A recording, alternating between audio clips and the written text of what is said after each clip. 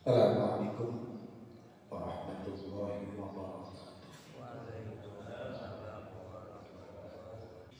Alhamdulillah,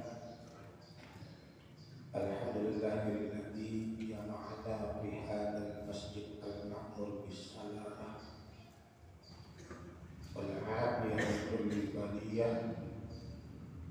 Asyhadu an la ilaha illallah wahdahu la syarika lah wa asyhadu anna Muhammadan abduhu wa rasuluhu la nabiyya ba'dah. Allahumma shalli wa sallim wa barik ala sayyidina Muhammadin wa ala alihi wa sahbihi ajma'in, amma ba'd.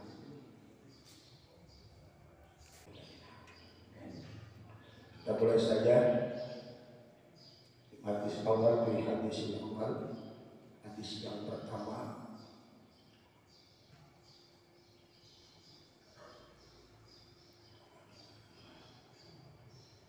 Bismillahirrahmanirrahim.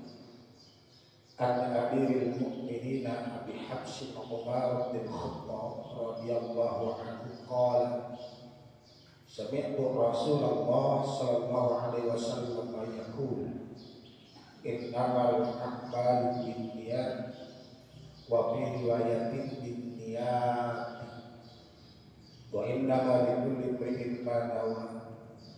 Faman kana hijratuhu ila Allah wa rasulih fa hijratuhu ila Allah wa rasulih wa man kana hijratuhu ila dunya yusibuha aw imra'atin yankihuha fa hijratuhu ila ma hajara ilaihi.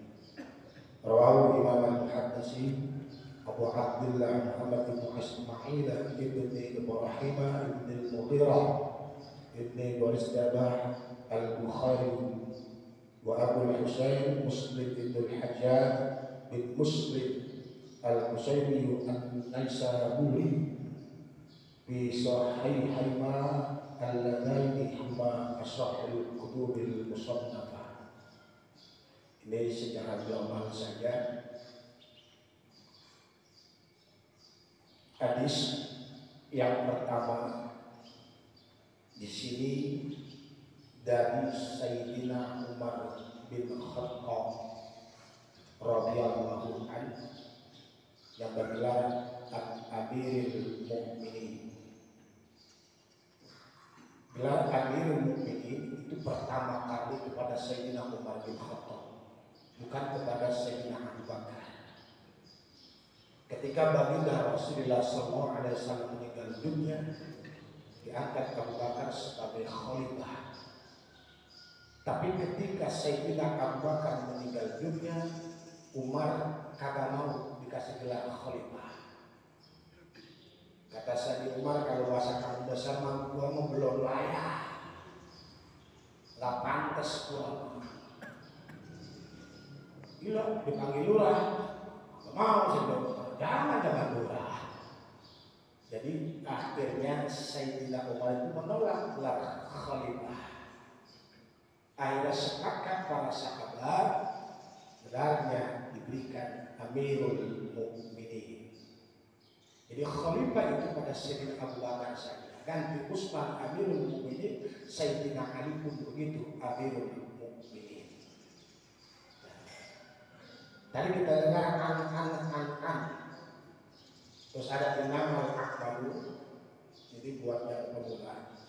Dalam hadis itu ada perawi, ada sanad, ada matan.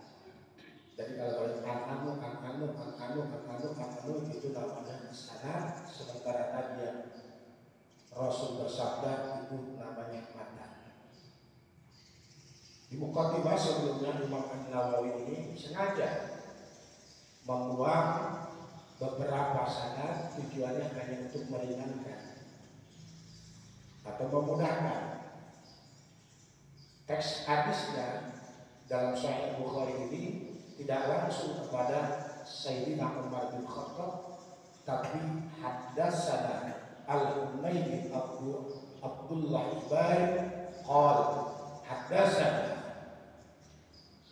Sufyan Qol, begitu terus sampai kepada Sayyidina Umar bin Khattab. Jadi banyak sebelum Imam An-Nawawi juga yang mengumpulkan atau yang mengarang hadis-hadis baginda Rasulullah Shallallahu Alaihi Wasallam. Kenapa? Karena memang ada hadis baginda Rasul man hafidh ala ummati arba'ina hadisan min amri diniha ba'athahullah yaumal qiyamah fi jumratil fuqaha wal ulama. Wa fi riwayatin kuntu lahu yaumal qiyamah syafi'an wa syahidan. Wa fi riwayatin udkhul jannah udkhul min ayyi abwabil jannah syi'ta.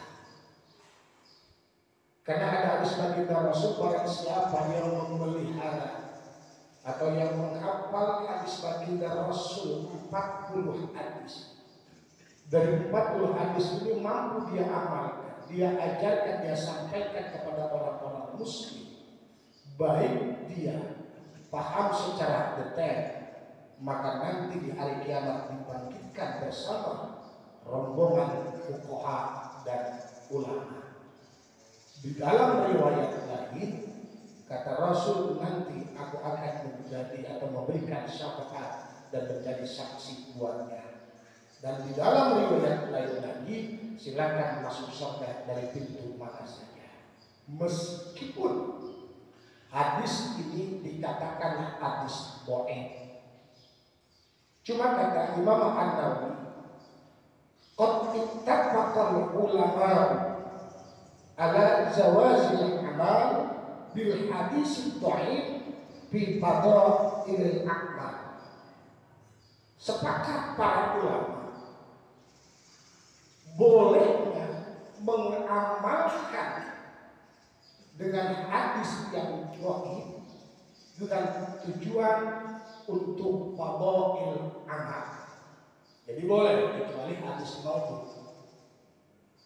Dipertegas lagi oleh Imam Abdul Rahman Al-Jalal bin Asy'uti, bolehnya mengamalkan hadis dhaif selagi tidak pembahasan akidah dan tauhid, selagi tidak menentukan halal haramnya satu masalah, dan tidak ada perawinya yang berdusta, dan yang kelima masih dinaungi oleh dalil-dalil umum yang berkaitan dengan itu.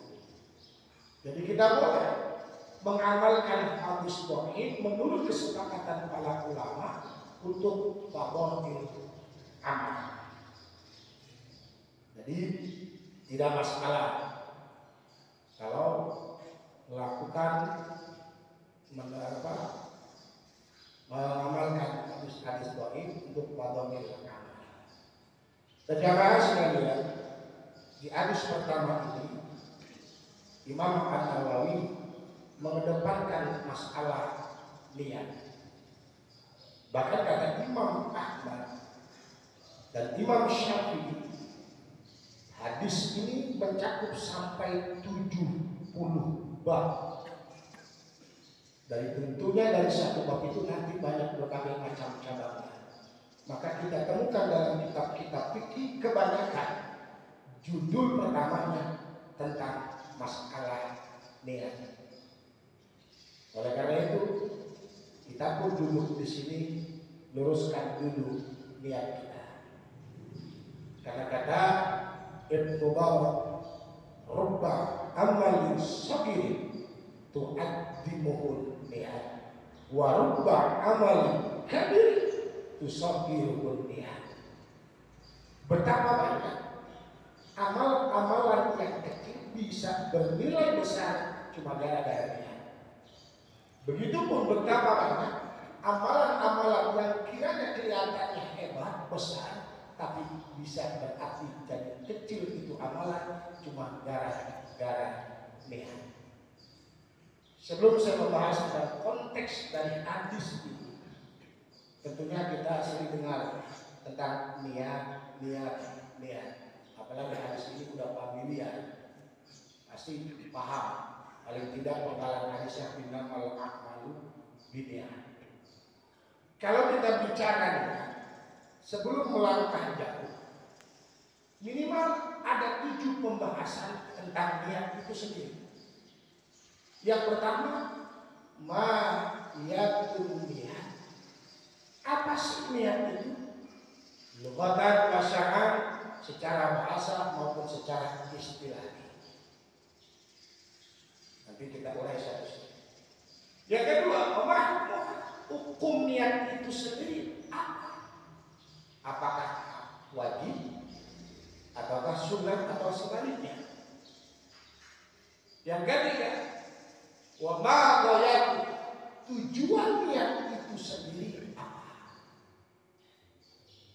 Wa ma mahalluha, dan tempat niat itu adanya di mana? Wa ma jamaluha, dan kapan tuh harus niat? Wa kaifiyatuha, cara niat itu bagaimana? Dan yang terakhir, wa syartuha, wa ma syartuha, syarat niat itu kayak bagaimana? Jadi insya Allah cukuplah waktunya. Jadi pertama kita rinci dulu, ma'iyatun niat lughatan wa istilah. Niat itu apa sih? Secara bahasa, para ulama mentakrifkan, mendefinisikan niat itu mutlaqul qasdi, mutlaknya tekad, baik berbarengan dengan perbuatan maupun tidak berbarengan dengan perbuatan. Pokoknya mutlaqul qasdi aja. Misal, Muhab besok mancinglah di Bagang Masdi. Besok mancing di Bagang Masdi.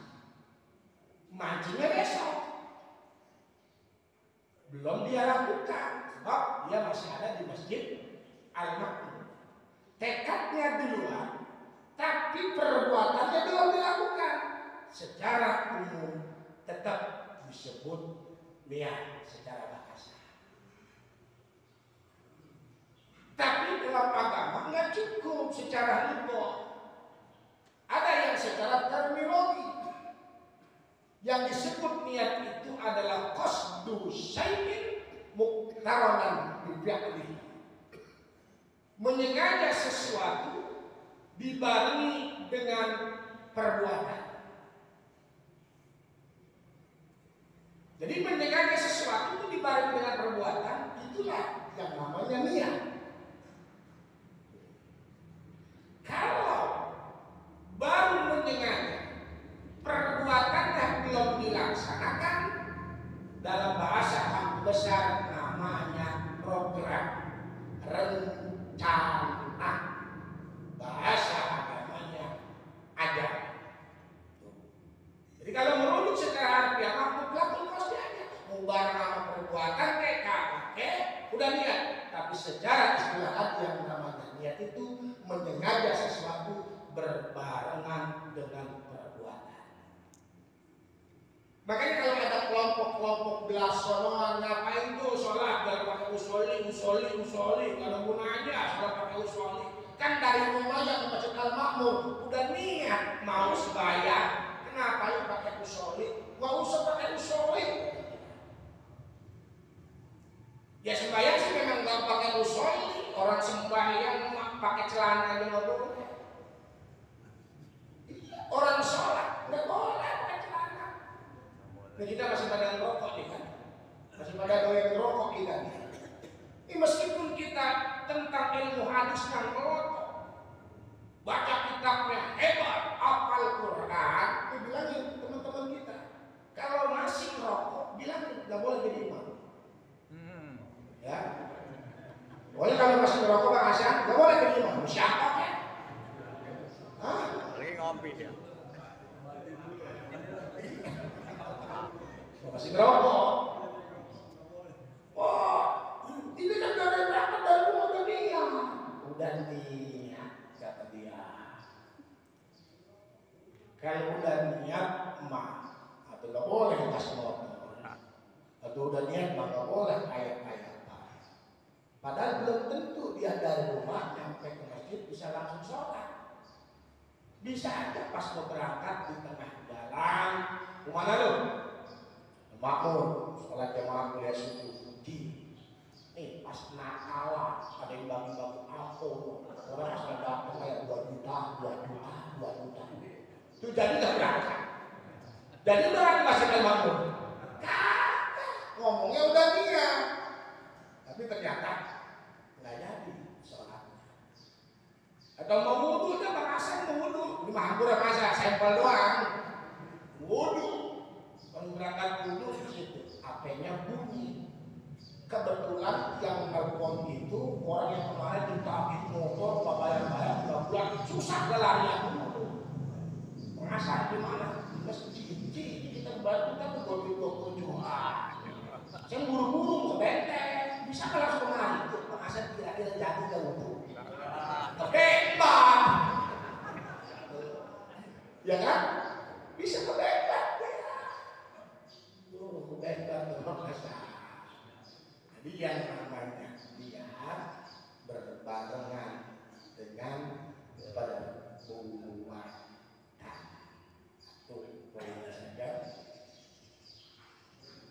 Cuma karena semua ibadah itu antara tekad berbarengan dengan perbuatan.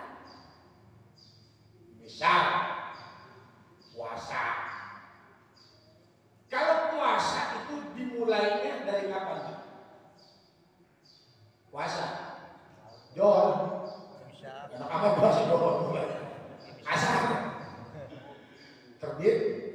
Ya, bukan terbit matahari, terbit matahari sudah 8. Terbit. Ya, sampai tenggelam matahari. Kalau puasa, Islam kan la yukallifu nafsan illa wus'aha laha ma kasabat wa 'alaiha ma kasabat. Kalau puasa ini sulit, menyengaja tekad kita dibarengi dengan perbuatan, bisa pada puasa, bisa pada begadang dulu, bisa kenapa nungguin pajak. Mana si pajak tinggi udah keblok bangun-bangun. Pajak mana ini pajak, blok. Kalau puasa beda kalau buat puasa, makanya ada aja disebut juga niat, itulah di dalam puasa. Kalau kita nungguin pajak aja baru niat puasa, bisa belek dulu sampai malam. Makanya kalau puasa, kadang-kadang kita habis sholat tarawih, ayo jemaah tarawih itu sama kali begitu. Ada ibadah syahri Ramadhani hati sanati oleh Ta'ala.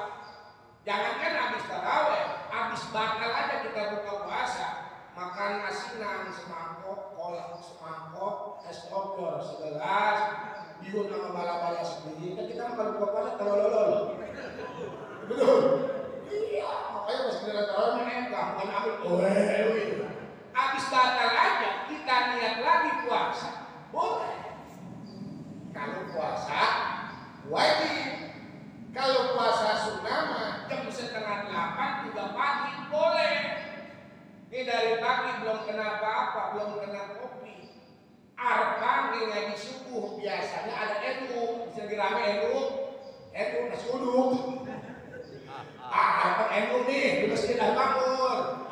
Alhamdulillah kita pada NU udah kelar ya. Mudah-mudahan lebih baik lagi dan bermanfaat buat kita semua. Arpa nasi uduk, kagak ada. Ketupat, kalau dia makan Asia, makan sambal godong, beberapa nggak makan.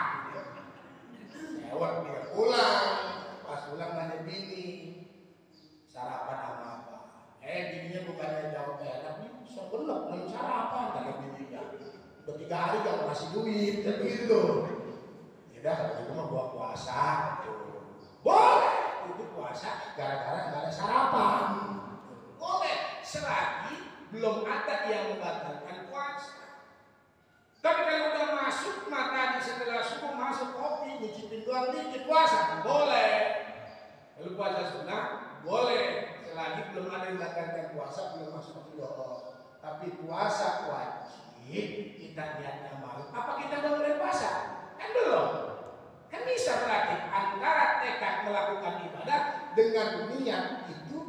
tidak berbarengan. Maka dalam puasa itu pun disebut niat. Yang kedua, wa ma hukmuha, hukum niat itu kebanyakan dalam ibadah itu hukum niat wajib. Tapi ada kalanya niat itu sunnah, tapi pekerjaannya wajib. Ada niatnya sunnah, pekerjaannya wajib. Tapi ada niatnya wajib, pekerjaannya sunnah. Contoh, mandiin jenazah itu wajib apa sunnah? Wajib. Karena kalau meninggal dunia kita wajib mandiin, kafanin, nyolatin, nguburin. Mandiin jenazah hukumnya wajib. Tapi niat memandikan jenazah buat si Amil ini hukumnya sunnah.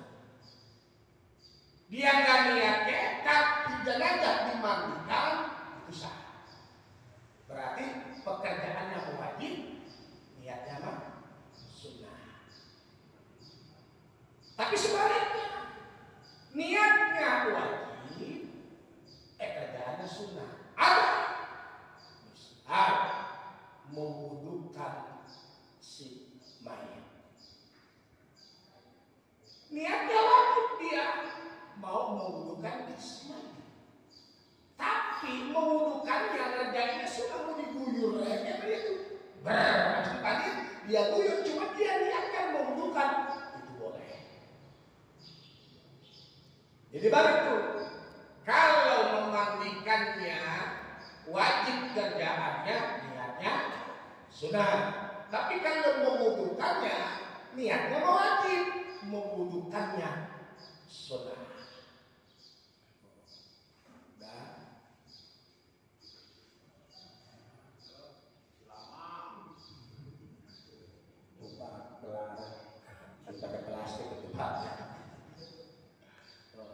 Jadi hukumnya tuh ya. Yang pertama kita udah dapat niat itu sendiri. Yang kedua dari hukum niat itu. Yang ketiga, apa sih tujuan niat itu? Tadi kita sholat niat ya.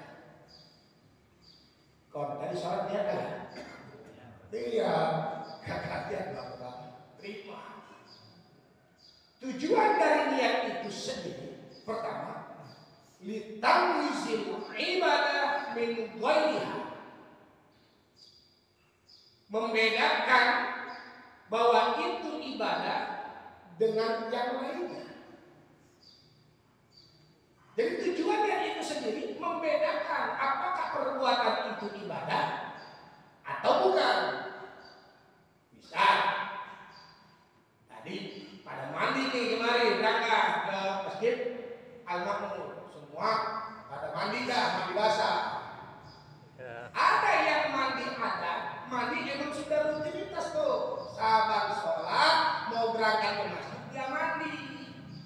Yang satu lagi mah mandinya habis berolahraga, lagi jogging. Tuh. Jadi yang satu mah mandinya mandi adat emang udah biasa. Sahabat subuh mau berangkat dia mandi di rumah. Kalau yang kedua mah mandinya memang mandi janabah. Yang membedakan itu mandi ibadah dengan mandi adat kan diniat. Kalau dia mandi janabahnya tidak niat, tidak sah mandinya.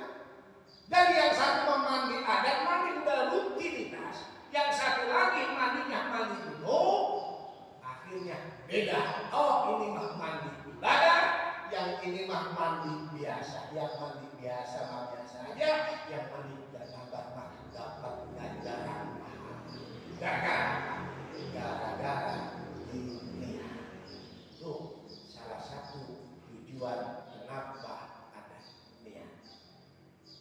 Yang kedua, litamyizil dalam ibadah, membedakan model-model ibadah atau tingkatan-tingkatan ibadah itu sendiri. Ada orang lagi sholat sama-sama 2 rakaat. Kan kita nggak tahu sholat apa itu dia, ya kan?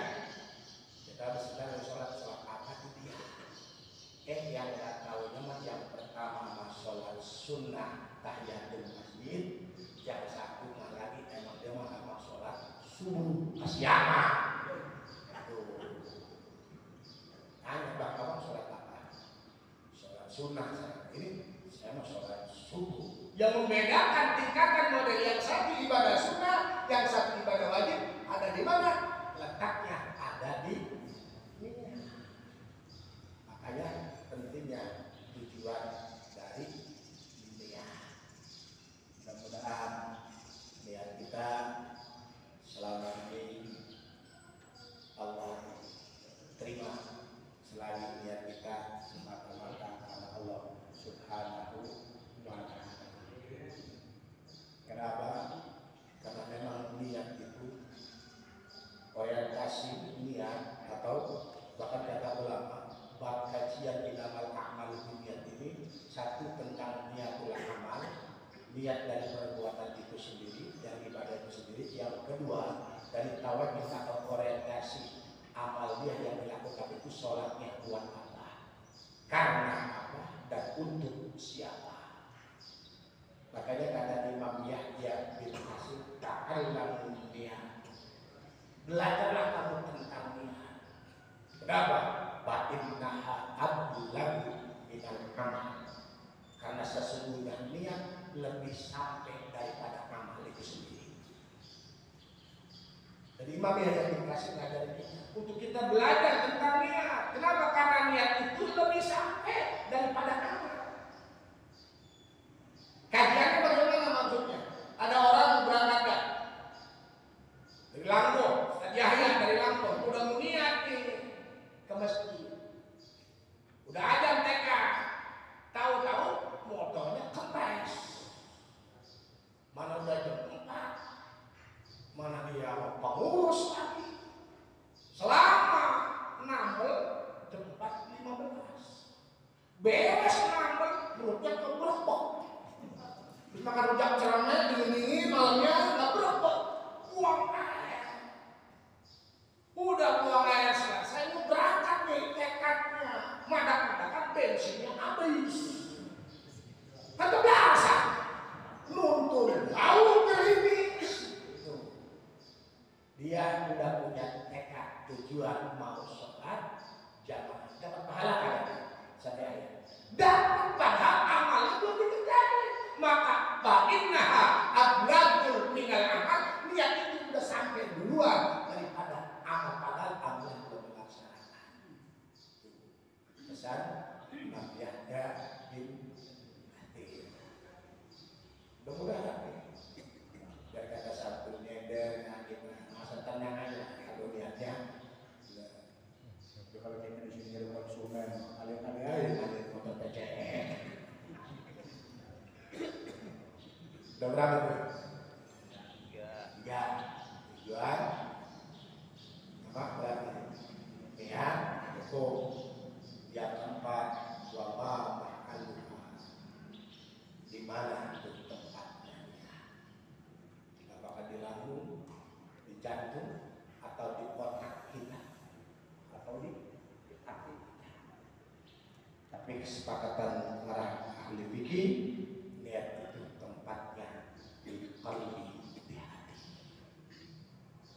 Biar kata kita dibimbing, oh nawaitu shawma iman ada wati syarif, mulut doang berucap, tapi artinya tidak niat, maka tidak sah amal perbuatan itu sendiri. Jadi adanya di hati kita niat. Niat itu bukan diucapkan. Ih, ngomong niat gue bagus sih, niat gue. Karena ada ngomong begitu, niat gue tulus, niat gue. Enggak, niat itu bukan diucapkan. Niat itu di hati kita. Demi lah gue, niat gue benar sih, perasaan gue, perasaan lu.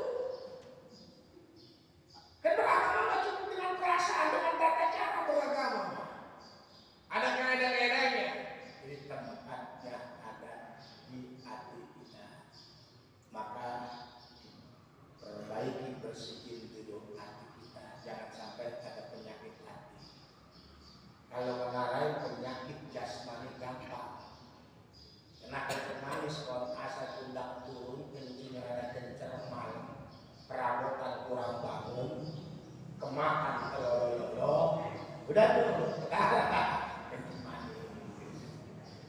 kenapa kolesterol gampang asal udah kayak kamu semen 8 sak kombinasi tuh.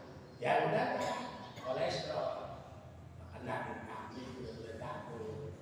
Makan daging pengigo, ada kali kan kayak dari undur lah ya kalau kita nanti apa bado tadi bodoh. Itu ya.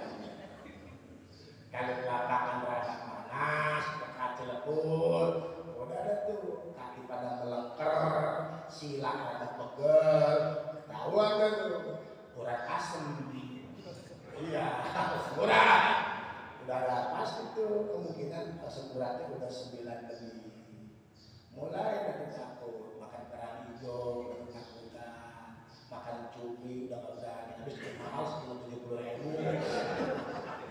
Iya, mahal bukan gak berani apa-apa.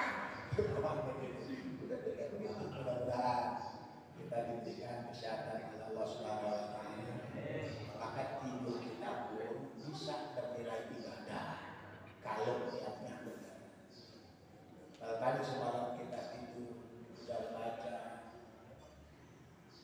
apa sholawat 3 kali, istighfar 3 kali, tidurnya baca bunuh 3 kali, baca subhanallah 3 kali, subhanallah bihamdihi. Itu. Terus kita niatin ya Allah, saya niat tidur supaya kita bisa bangun setengah 4, sholat berjamaah, ikut taklim hiburan abang bisa bernilai ibadah. Makanya apapun diniatikan, diluruskan dulu. Makanya hati itu dulu banyak dibersihin. Salah satunya ala bidzikrillahi tatma'innul qulub. Maka hati tidak boleh kosong dari zikir kepada Allah Subhanahu wa Ta'ala. Maka dia kalau tidak hati-hatinya hamba, maka niatnya tidak ada, berarti ibadahnya pun tidak diterima. Dan tadi sholat rumah khusyuk sembahoknya, tapi dia berniat. Tetapi kalau kita usolli fardhu subhi itu niat bukan? Itu niat bukan? Bukan. Udah niat kan? Bukan. Itu bukan niat. Oh, usolli.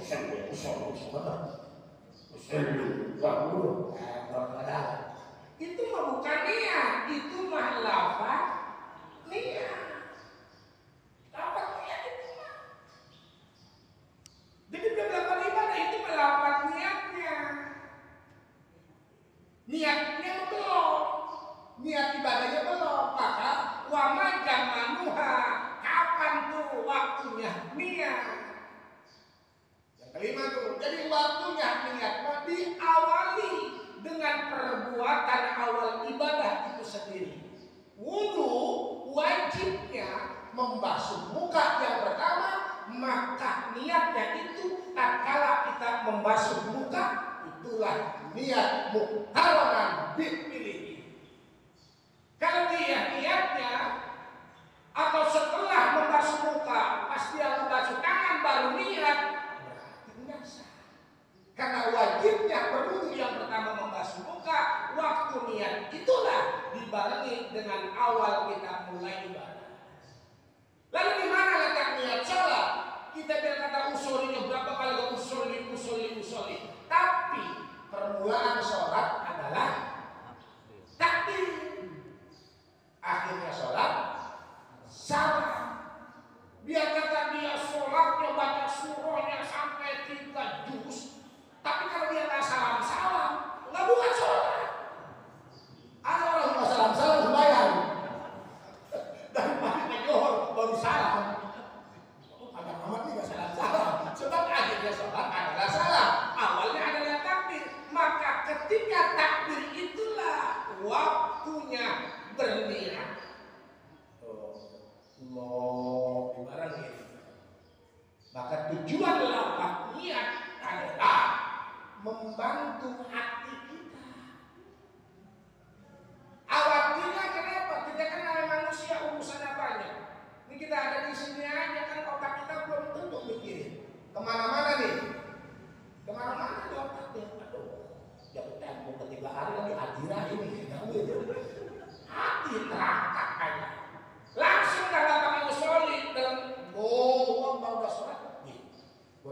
doa bahasa ya, doa bahasa ya, kan begitu. Tapi kalau kita usulnya dirapatkan, membantu ke hati kita sampai ke memori. Nggak bedanya kita ada kerupuk alit kita masukin, kagak ngomong.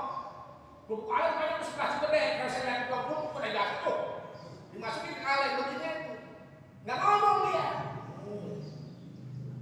Ada yang ngomong ya, Pak, kerupuk apa? Tadi berapa ya? Itu keder dia. Keder kagak dia? Keder, coba kalau dia gitu Pak. 1, 2, ada colok, 3, 4. Kan enggak tuh hati dia ngebantu. Begitu. Enggak bedanya dari semalam dah Indonesia atau Singapura dah. Buat biasa kita. Itu kenapa kalau biasa kalau sebenarnya dulu masih sama. Itu kan kita hati enggak masuk. Mari-mari. Iya. Kan begitu kan. Ketika Haji Maulana Fikri menjeboli, kita kan sorak, bilang ekspresi. Kita kadang sorak juga gol tetap esa gol. Apa kita nggak sorak gol dianulir? Nggak ada. Tapi kalau kita sorak, kita lebih tahu lagi lebih bijak lagi dalam hati kita tuh. Begitu dan bayar ke bola-bola. Saya membuatkan dia. Apa yang satu lagi sih? Teman-teman tiga.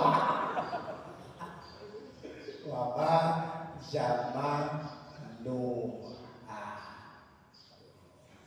Dari hati. Kita sholat dah. Sholat. Imam Haji Nasir. Misalnya. Imam Haji Nasir sholat doh. Pulang dari proyek dia langsung rumah sholat dah. Bang Hasan habis naik motor dari Lebak. Kalau bercocok begitu kan gak pas ya? Iya kan? Iya. Sebagai sampel aja ini mah. Dapat 2 rakaat, dapat ketiga, Bang Hasan datang, kan? Haji Nasir salam, berarti Bang Hasan ngelanjutin lagi itu, ngelanjutin lagi. Sholat nggak wajib niat imam. Tuh, kenapa kurang ada perbedaan? Sholat nggak wajib niat imam. Rombongan ada Muhammad, ada Koni, ada Feni, ada Bang Hamid. Rombongan juga macam-macam Suki ada pas bagian. Omar masa benar terburu-buru Allah Akbar lagi dan giliran imam dan dorong-dorongan. Lu aja teh, lu mantap, lu teh, dor, teh ya. Lu ketinggian dor, lu dor, ada teh, dor. Omar mau udah giliran imam dan serah-serahan. Ditanya saya, lu bisa teh imam? Bisa, cuma gua mah nggak berani. Kalau lu gue mau berani, cuma nggak bisa. Bagusan mana tuh? Lu berani gue mah, bisa enggak? Lu bisa gue dikit-dikit, cuma gue nggak berani. Gitu. Daripada itu sholat tidak berjamaah, maju aja.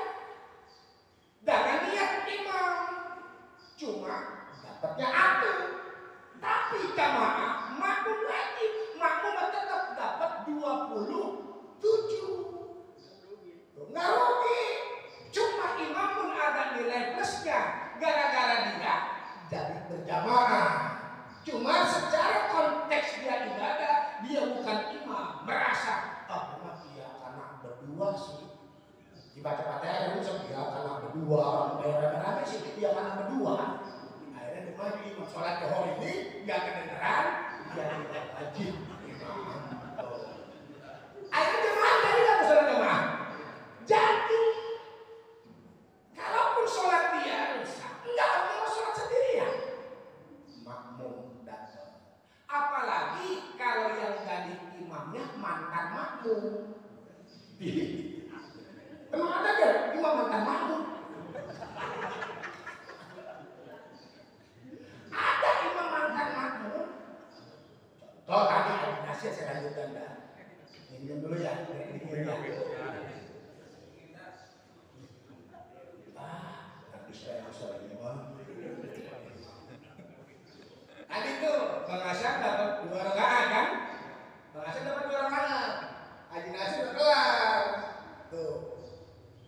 Anjir, udah keras. Datang Sanusi si Adi. Nolek biasa kita menolek. Nolek.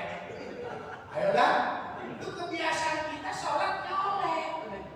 Kagak ada.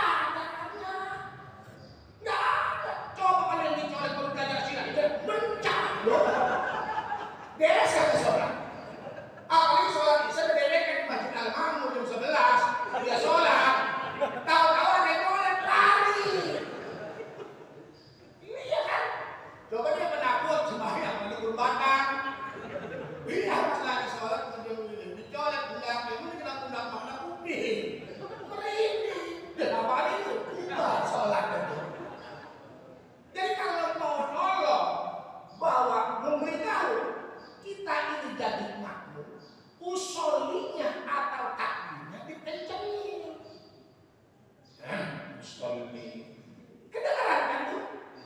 Nggak mungkin kita nggak kedengaran, sholat kita nggak husu-husu banget dah. Coba deh. Usolli. Allah. Imam. Kedengaran nggak imam? Terus ada, oh ada imam. Dan imam ini kata dia imam, mau sholat sendirian aja. Boleh. Dia nggak mau jadi imam boleh. Tapi dia kan tetap nih jadi makmum. Kenapa? Mungkin yang di belakang dia mengetok urusan dia beres, udah, kemudian dia kasih bayar. Tapi kalau dia spontan langsung tidak jadi imam, dapat.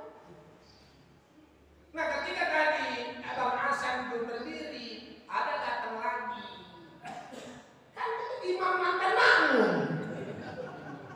Jadi imam, tapi mantan makmum. Ayo kan? Iya kan? Jadi makmum masuk. Diangkat alasan musik. Jadi imam. Tuh. Terserah dia mau gagak juga enggak apa-apa. Tadi Bang Hasan udah dapat 27. Dia lihat lagi jadi imam 27. Tapi tadi 54. Enggak ada sholat berjamaah panjangnya 24. Maka sekali lagi, ampura saya bukan kajian fikih, tapi sebelum saya masuk dalam konteks hadis, kan seurang-seurang, kalau kajiannya semanuk-semanuk dirutin, biar kelar. Jadi yang pertama, tadi apa? Waktunya udah yang kelima. Sekarang nggak salah berangkat lagi. Alhamdulillah. Yang keenam,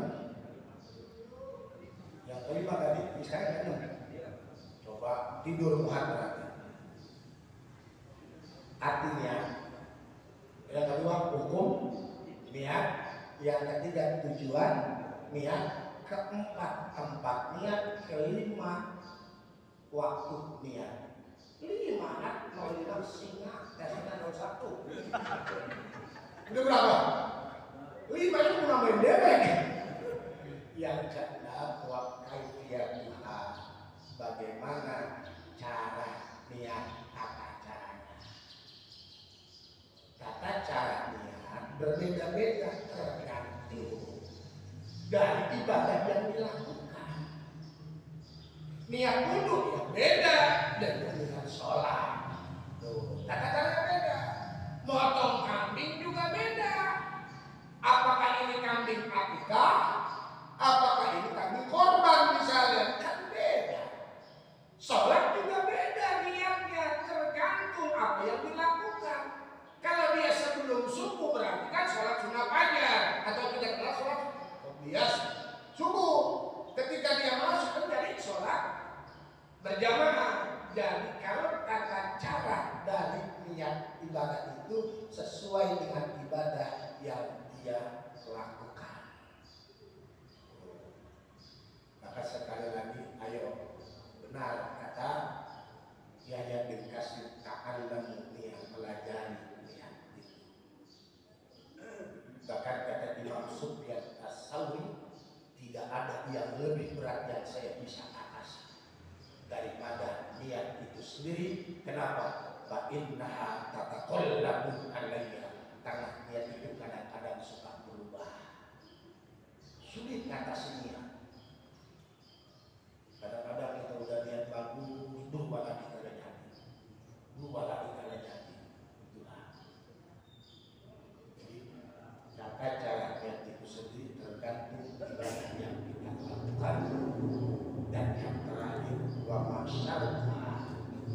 apa syarat niat itu sendiri?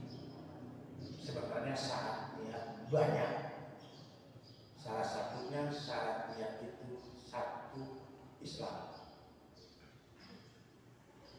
Ada orang beriman, kafir, Asep dan kawan-kawannya misalnya, dia lihat puasa. Dari tadi pagi dia nggak makan karena minum sampai beduk mati.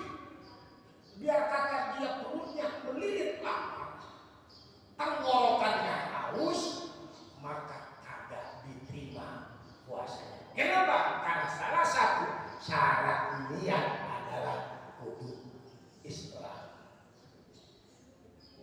Dia kata dia nyumbang sekarang banyak kan. Pimpinan partai yang bukan muslim nyumbang masjid, nyumbang apa? Itu cuma bernilai kebaikan, tapi tidak bernilai ibadah. Kenapa? Syarat dari niat itu sendiri adalah kudu Islam. Maka di ayat yang benar Alhamdulillah sholitan indaka bisa huwa mukmin. Barang siapa yang beramal soleh baik, laki-laki maupun perempuan, perlu digarisbawahi huwa mukmin, dia beriman baru dan akan diberikan kehidupan hayat dan thayyibah. Jadi itu saja, alhamdulillah. Belum masuk pada konteks hadisnya dari innamal a'malu binniyat, ini baru bahas niatnya doa. Mudah-mudahan kita nanti mendapatkan syafaat baginda Rasulullah SAW. Maka tambahkan kecintaan kita terus pada Nabi. Pagi hari ini saya ingin kasih satu doa saja yang dibaca oleh Imam Sya'rani. Imam Sya'rani itu ulama besar, tapi kalau di sholat beliau selalu baca doa. Doa ini nggak pernah beliau tinggalin. Jadi kalau bapak-bapak sekalian punya wiridan masing-masing, ada yang wirid dalam anak pengen lagu, ada pengen anu, ada doa Imam Sya'rani yang beliau selalu baca. Yang kita baca dalam mana? Silakan. Ini mudah-mudahan kita nanti diakui jadi umat Nabi Muhammad SAW. Biar pulang dari sini ada amalan yang bisa diamali. Ini bukan doanya calon, bukan, ini doanya ulama. Bismillahirrahmanirrahim. Allahumma habibni ilan nabi wa habibin nabi ilayya. Apa kan? Banyak kali yang saya lupa. Allahumma habibni ilan nabi wa habibin nabi ilayya. Allahumma habibni ilan nabi wa habibin nabi ilayya. Itu doa pendek sekali. Imam Sya'rani di sholat selalu baca.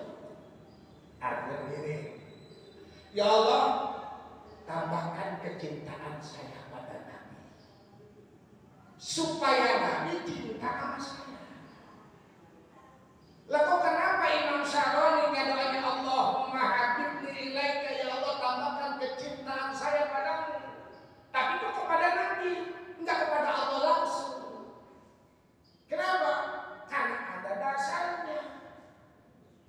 Karena kecintaan seorang hamba terhadap Nabi jadi tolak ukur Allah bisa cinta sama kita. Sehebat apapun ibadah kita, kalau kita nggak cinta sama Nabi, Allah kalau demen sama kita.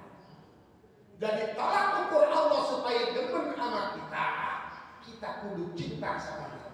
Mana dalilnya? Qul in kuntum tuhibbunallah.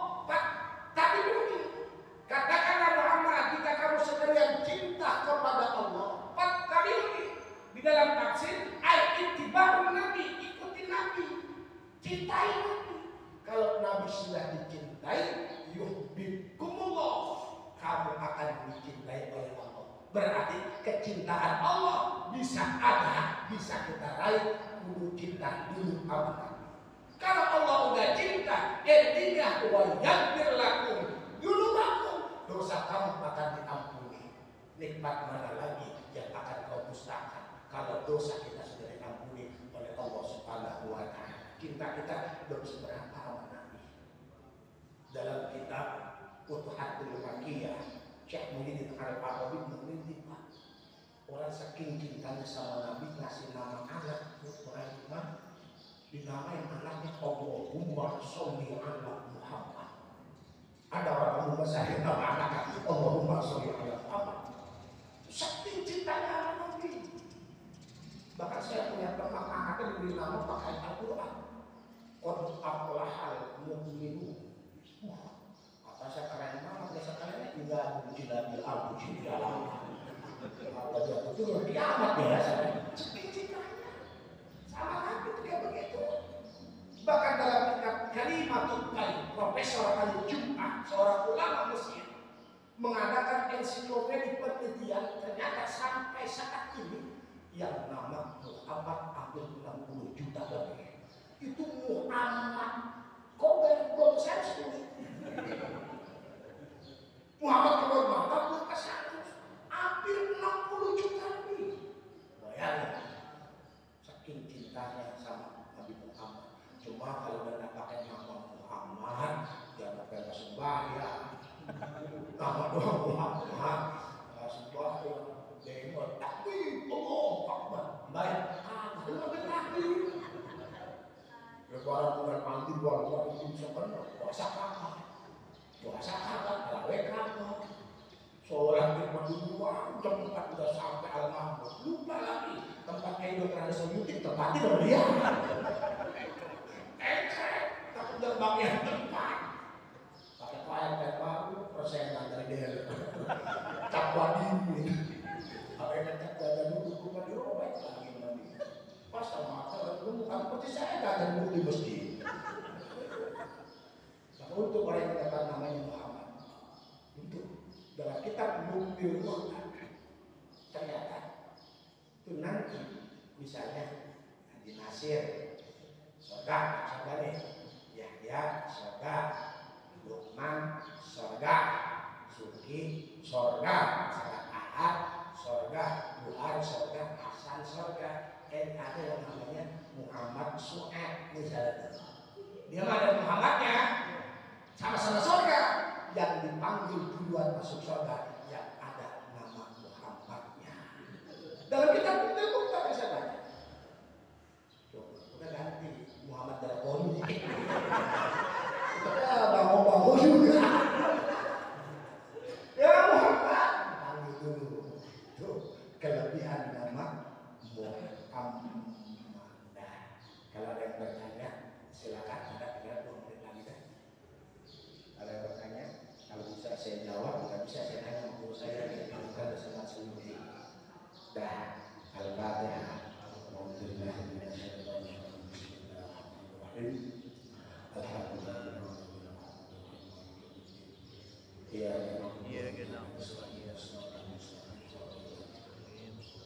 Allahumma firli dunubi wa liwalidayya warhamhuma kama rabbayani shaghira.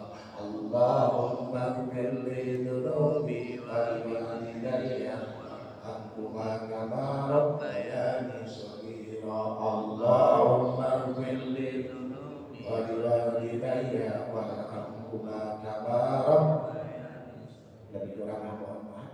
Assalamualaikum warahmatullahi wabarakatuh.